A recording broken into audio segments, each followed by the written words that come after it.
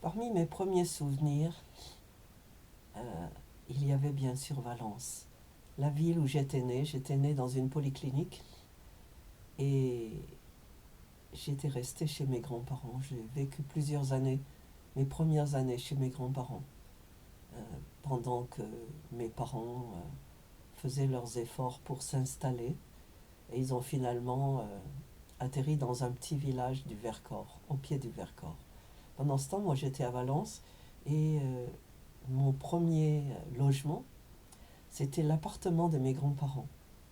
C'était un bel appartement, j'aimais beaucoup le vestibule d'entrée et à gauche, donnant sur la rue, il y avait le salon et puis la chambre principale. De l'autre côté, il y avait la cuisine, la salle de bain et la seconde chambre. Et la salle de bain était aussi toilette. Donc cet appartement était très grand. Ils avaient de très grandes fenêtres avec des carreaux que j'aimais beaucoup, des carreaux très petits, mais en même temps très larges. Et cet appartement était au rez-de-chaussée et dans le hall d'entrée de l'immeuble, il y avait un grand escalier qui montait vers les étages. Je ne sais pas s'il y avait 3 ou 4 étages. Cet escalier, pour moi, c'était comme la porte d'un mystère.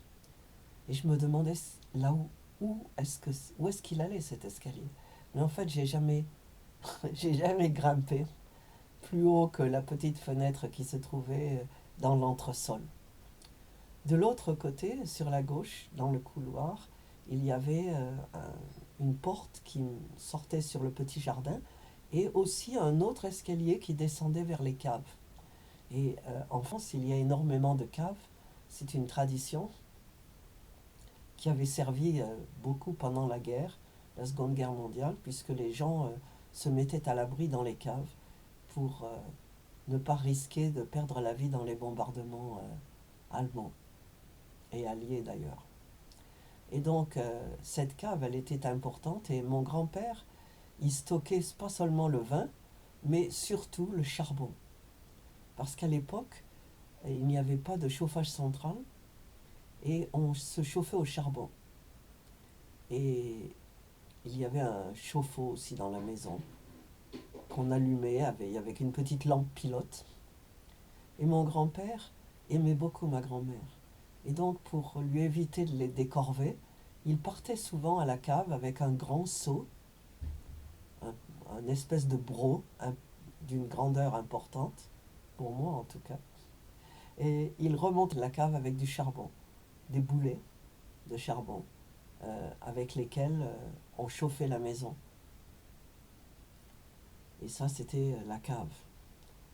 Je ne crois pas être descendu dans cette cave plus d'une fois. Et je n'ai pas grand souvenir de ça. Par contre, il y avait derrière un petit jardin où il n'y avait qu'une ligne pour pendre le linge. Le jardin n'était pas orné de fleurs, il n'y avait rien. La seule chose qu'il y avait, c'est il y avait un petit escalier qui descendait de la cuisine au jardin et il y avait 3 ou 4 baquets en ciment. Et dans ces baquets, ma grand-mère avait planté des géraniums. Et j'ai toujours beaucoup aimé les géraniums. Peut-être à cause de cette expérience que j'avais des senteurs du géranium, des géraniums qui étaient toujours en fleurs. C'était magnifique. Et j'allais souvent dans ce jardin. Il y avait un grand mur, bien sûr, le mur de la maison. Et j'avais l'habitude de jouer avec des balles de tennis. Mon oncle, à cette époque, n'était pas encore marié. Et il jouait beaucoup au tennis. Et il me rapportait des balles de tennis qu'il n'utilisait plus. Et je m'étais appris à jongler. D'abord avec 2 balles, puis 3, puis 4. Et j'étais assez doué.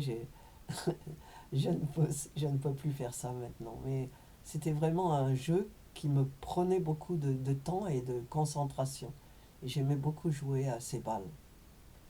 Et sinon, je regardais le jardin et je m'imaginais où il menait au-delà de la murette qui le séparait du jardin d'en face et puis au-delà des haies qui le séparaient du jardin sur la gauche.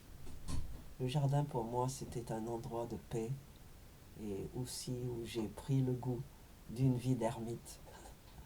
Je n'ai jamais été très sociable, mais j'aimais vraiment beaucoup rester toute seule dans ce jardin. De toute façon, j'avais pas le choix. Il n'y avait pas d'autres enfants dans cet appartement. J'étais toujours seule chez mes grands-parents. Il y avait peut-être des enfants, je crois d'ailleurs, chez les voisins. Je les voyais sur leur balcon de temps en temps, mais je n'ai jamais eu l'idée de pouvoir jouer avec eux ou de leur demander quoi que ce soit.